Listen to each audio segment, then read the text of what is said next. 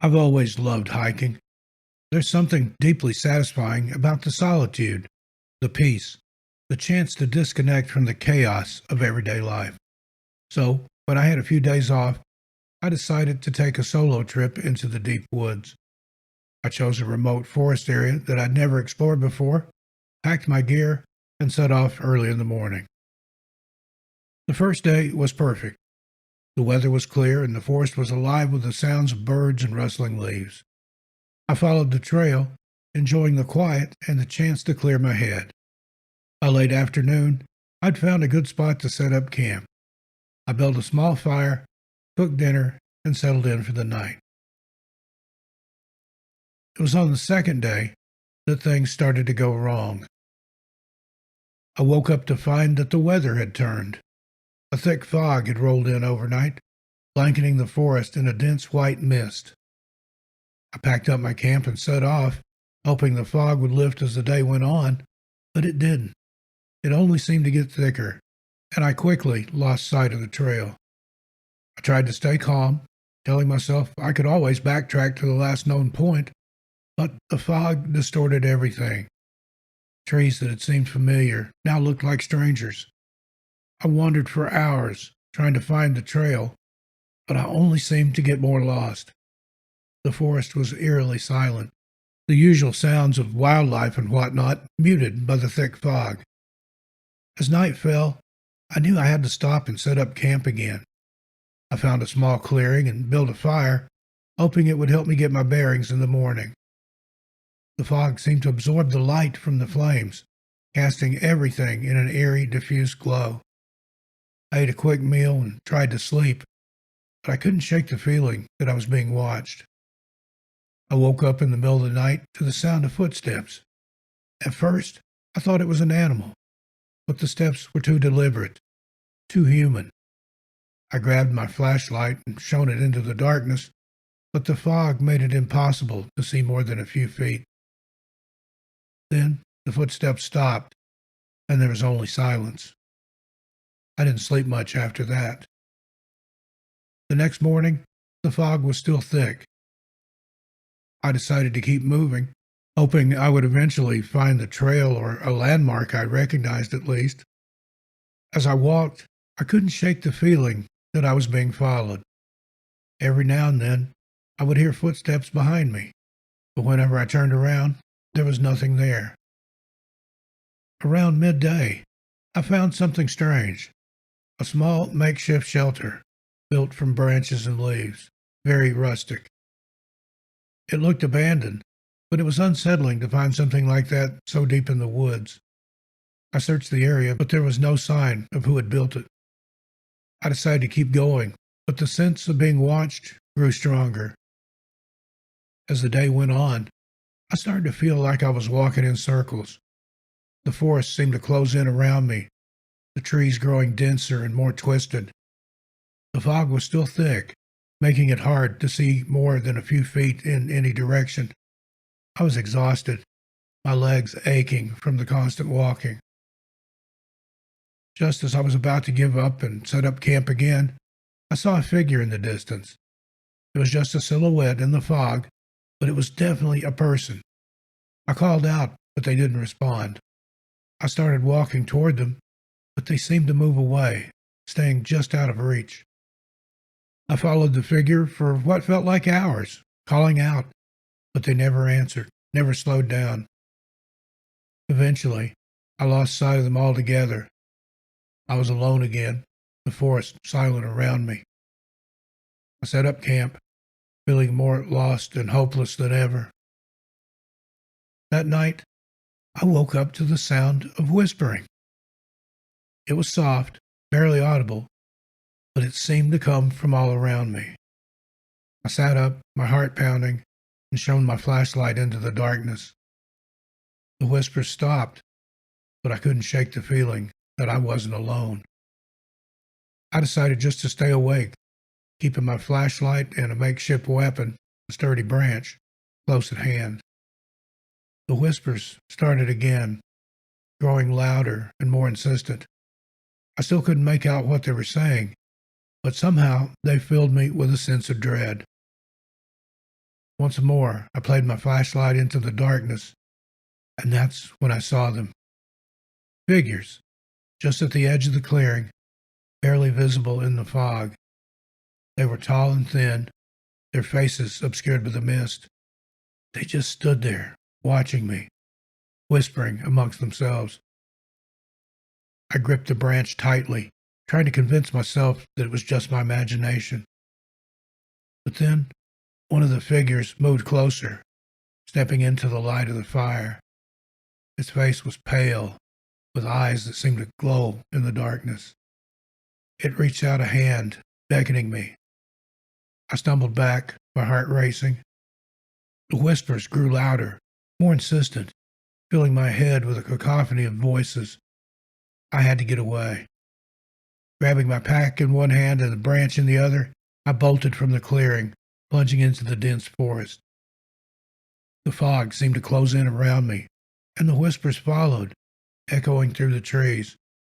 I ran blindly, driven by a primal fear I'd never felt before. I don't know how long I ran, but eventually my legs just gave out and I collapsed to the ground, gasping for breath. The forest was silent again, the whispers gone. I lay there for a while, bathed in sweat, trying to gather my strength. When I finally stood up, I realized I had no idea where I was.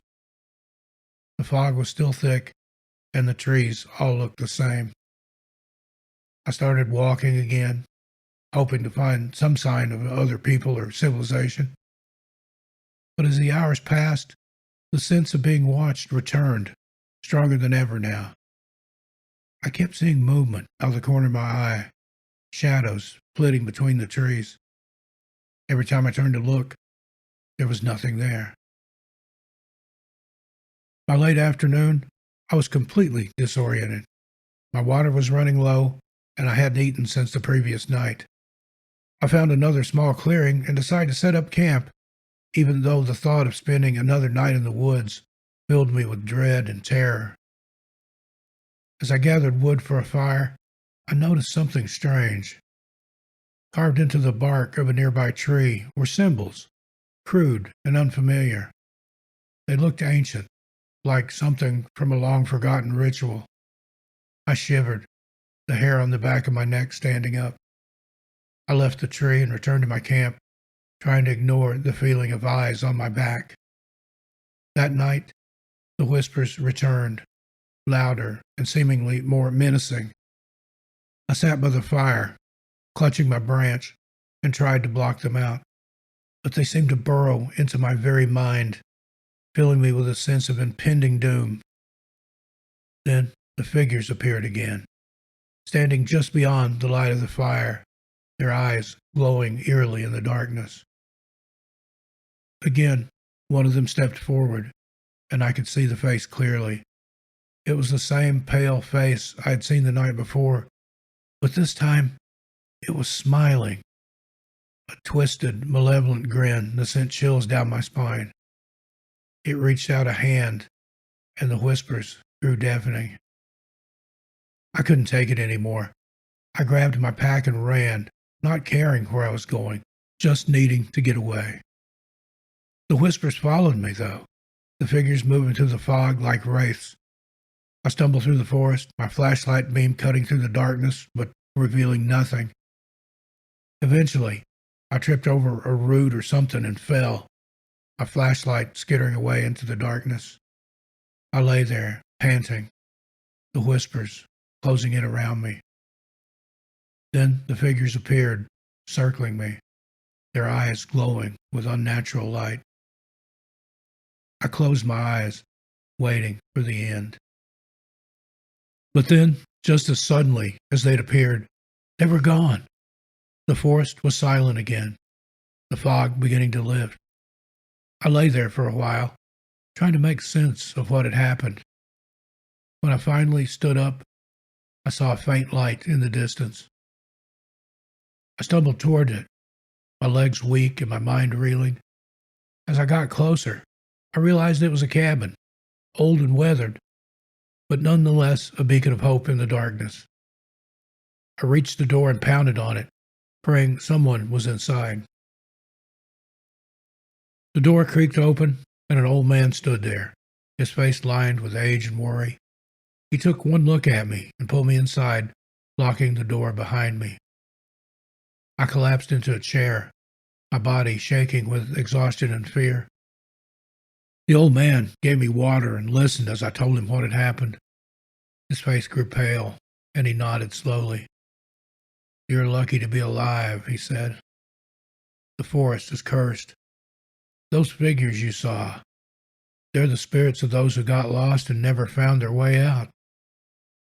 He proceeded to tell me stories of other hikers who had disappeared in these woods, their bodies never found. He said the symbols I'd seen were part of an ancient ritual to ward off the spirits, but the symbols had lost their power over time. I spent the night in the cabin, grateful for the warmth and safety. The old man stayed up, keeping watch. In the morning, he led me to a path that would take me back to civilization. I thanked him and started walking, eager to leave the forest behind. As I emerged from the trees and saw the road ahead, I felt a wave of relief wash over me. But even now, as I write this safe at home, I can't shake the feeling that something followed me out of those woods. At night, I still hear those whispers, faint but unmistakable, echoing in the darkness.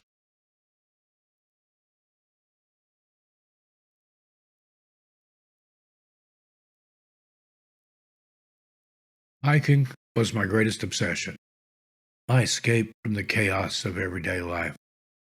The raw beauty of the wilderness called to me, offering a sense of serenity and tranquility that I could never find anywhere else. Alone in the vast expanse of nature, I found solace in the deafening silence and overwhelming power of the untamed world around me in the forest. That was until one weekend when everything changed. It was a warm Saturday afternoon, and I decided to explore a new trail I'd read about online. This one was deeper into the forest than I usually ventured, but the reviews promised stunning views and a serene atmosphere. I packed some water, a few snacks, and my trusty old topo map and set off. The trailhead was easy to find, and the first few miles were just as beautiful as I'd hoped. Towering trees, a gentle breeze, and the distant sound of a babbling brook set the perfect scene. But as I ventured deeper, the path became narrower and less distinct. I wasn't worried, though. I had my map and what I hoped was a good sense of direction. However, about 4 hours in, I reached a fork in the trail that wasn't marked on my map. I paused, unsure which way to go. The left path seemed more traveled, but something about the right path called to me.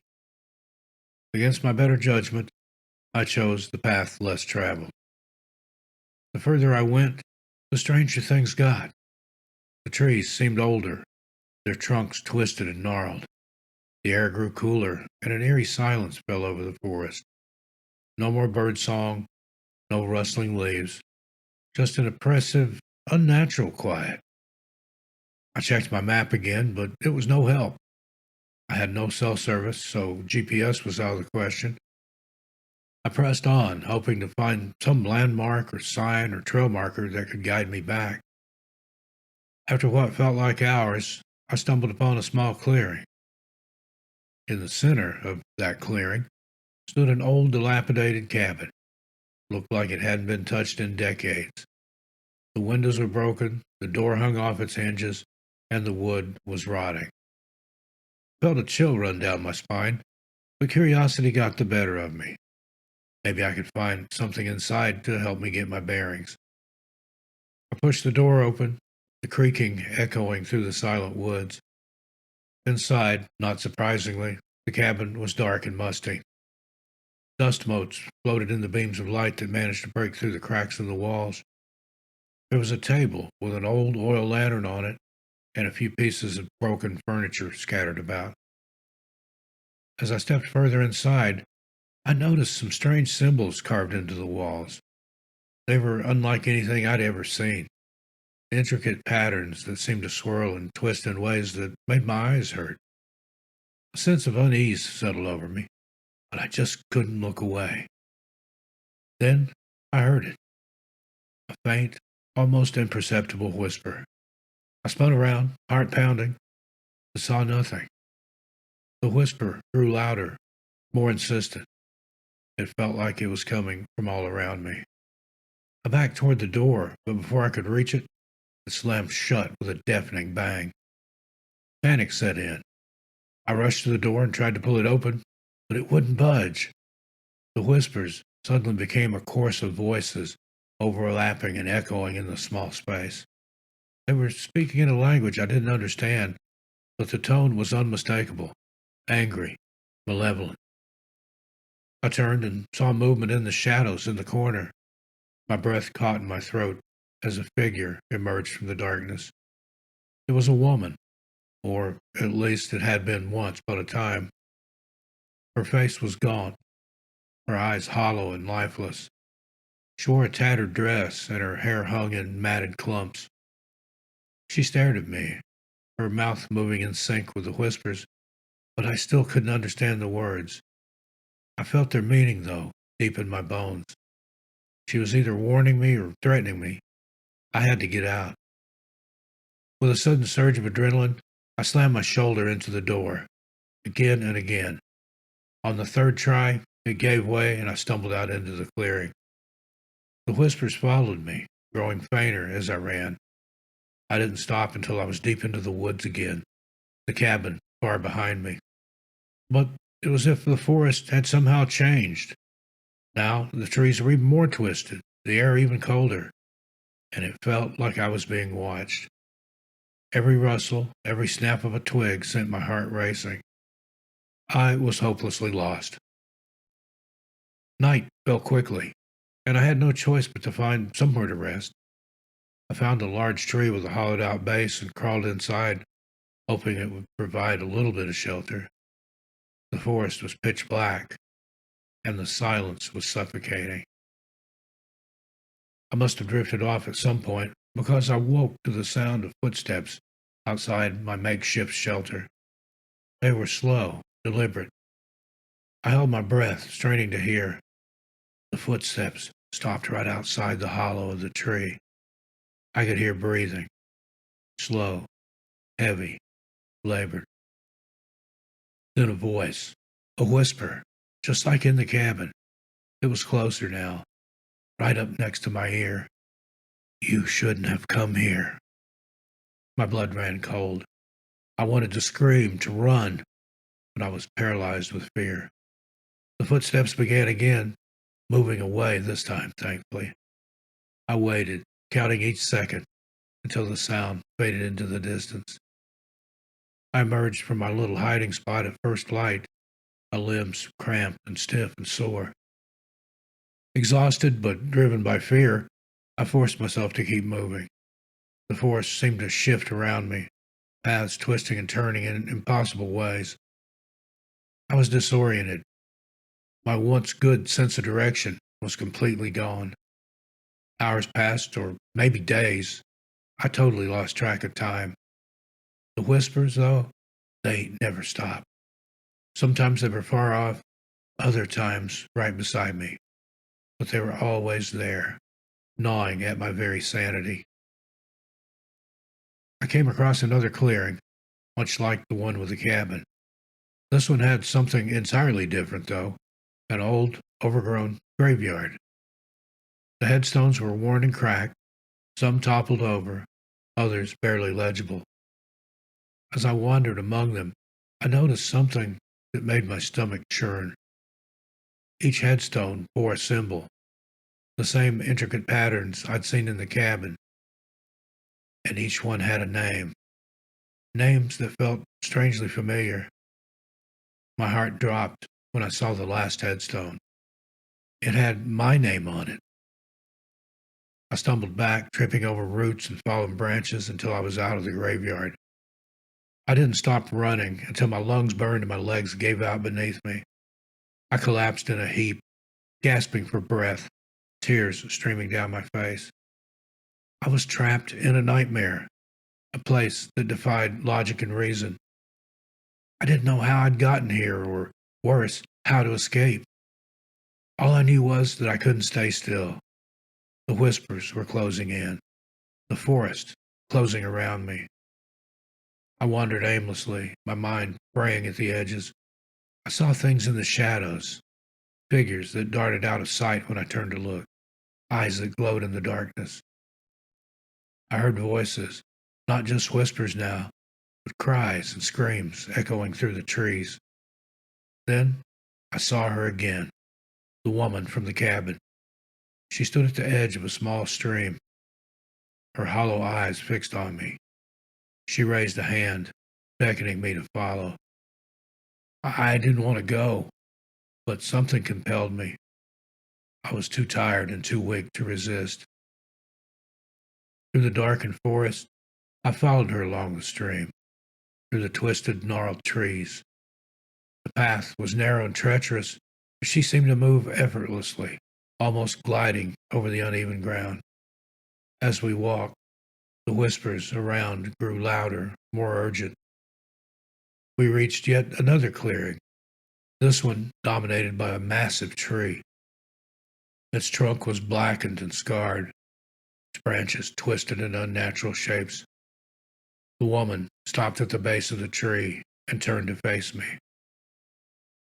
"This is where it ends," she said, her voice a hollow echo of the whispers. "You must find your way back, or you will become one of us." I didn't understand. I couldn't comprehend, but I nodded. She pointed to a small opening at the base of the tree, just large enough for me to crawl through. "Go," she said, "before it's too late." With no other option, I dropped to my knees and crawled into the opening. Surprisingly enough, the opening at the base of a tree was actually the entrance to a tunnel. The tunnel was dark and damp, the earth cold against my skin. I crawled, hands and knees, for what felt like an eternity. The whispers grew fainter with each inch. Finally, I saw a faint light up ahead. I crawled faster, desperate to escape. The tunnel opened up into another clearing, bathed in sunlight. I stumbled out, blinking against the sudden brightness. Somehow, I was back on the main trail, the one I'd started on. I looked around, disoriented but relieved. The forest was still and quiet, the oppressive atmosphere gone. The tunnel I'd just crawled out of seemed to no longer exist. I didn't waste any time. I ran, not stopping until I got back to my car. As I drove away, I glanced back at the forest. It looked peaceful, serene, just as it had when I'd arrived. But I knew better. The whispers still echoed in my mind, a constant reminder of the nightmare I'd just escaped. I haven't gone hiking since that day. I don't think I ever will again. The forest may look inviting, but I know the truth. There are places in this world that we're not meant to find, places that hold secrets too dark to comprehend. And if you do find yourself drawn to such a place, remember the whispers, remember the warnings, because not everyone who enters the deep woods comes back out.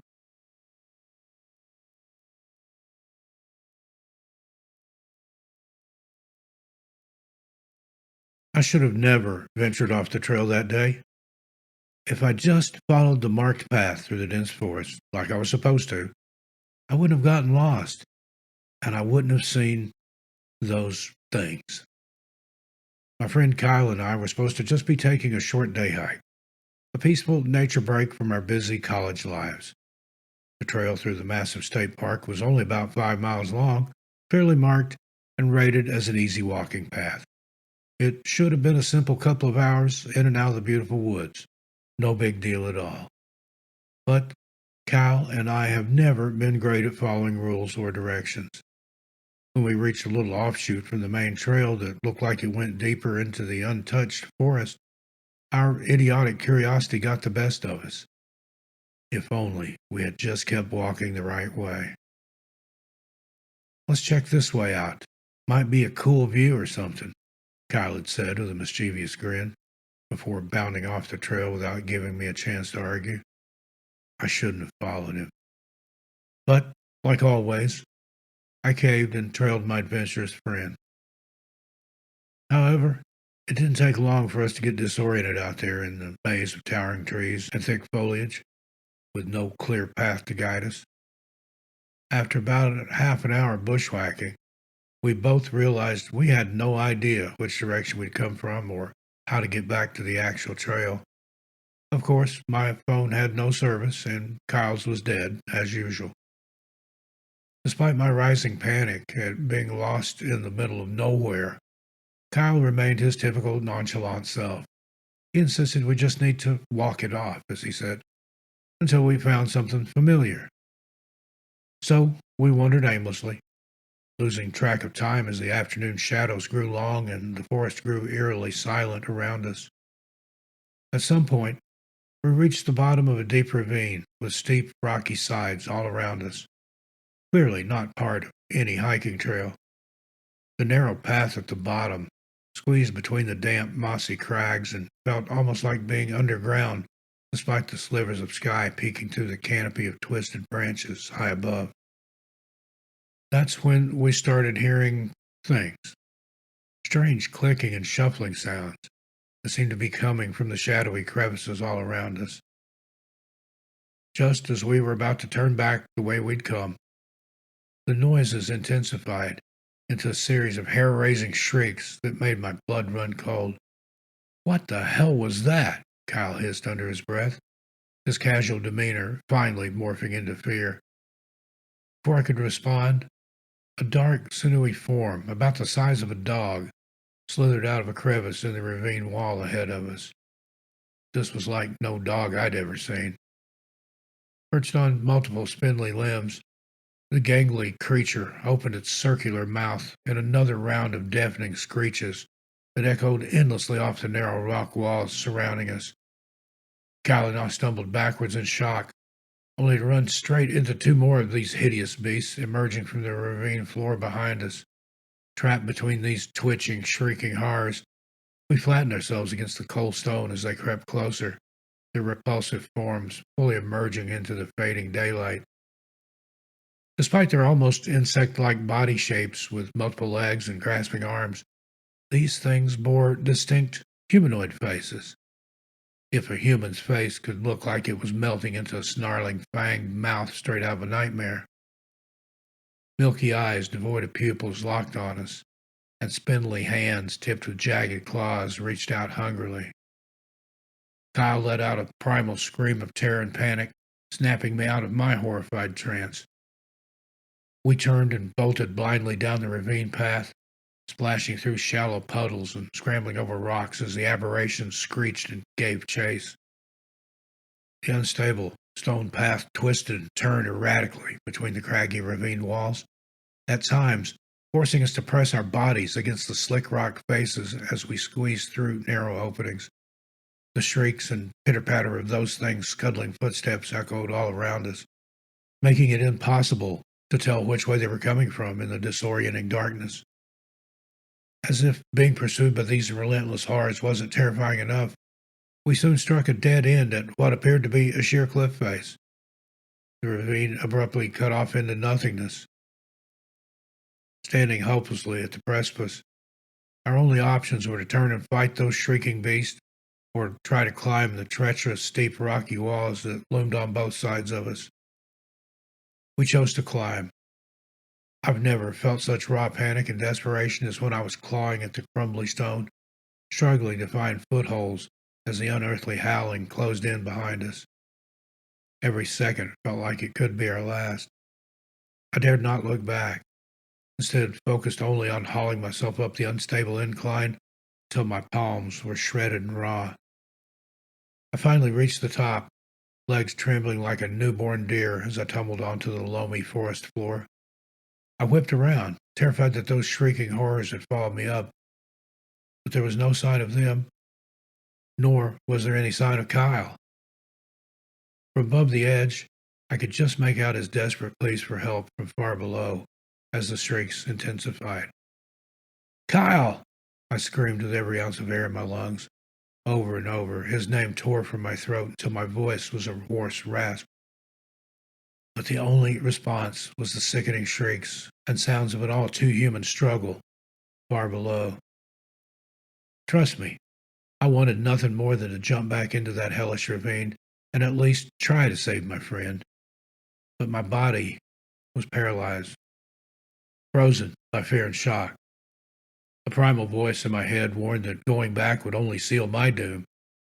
So instead, I lay there trembling and sobbing through the reverberating nightmare sounds until they eventually faded into silence. Somehow, I finally found the strength and wherewithal to stumble to my feet and half walk, half crawl through the lightless forest for what seemed like an eternity. Finally, in the pale light of dawn's first rays, I emerged onto an empty road, tattered and bloody. A passing driver saw me, sped up, but at least he quickly alerted the authorities, who found me in total hysterics. I told them everything about getting lost, the ravine, those things, and Kyle's horrifying fate. But of course, none of them believed me. They searched the area multiple times, but found no sign of any strange beast or my missing friend. Not a single shred of evidence. To this day, Kyle remains missing, despite exhaustive searches of the area. Everyone thinks I'm just some poor kid who lost his friend in the woods and then cracked under the trauma. But I know what I saw and heard in that ravine. Something inhuman took Kyle, and no one can convince me otherwise. I dread the day I have to return to that forest and find the truth once and for all.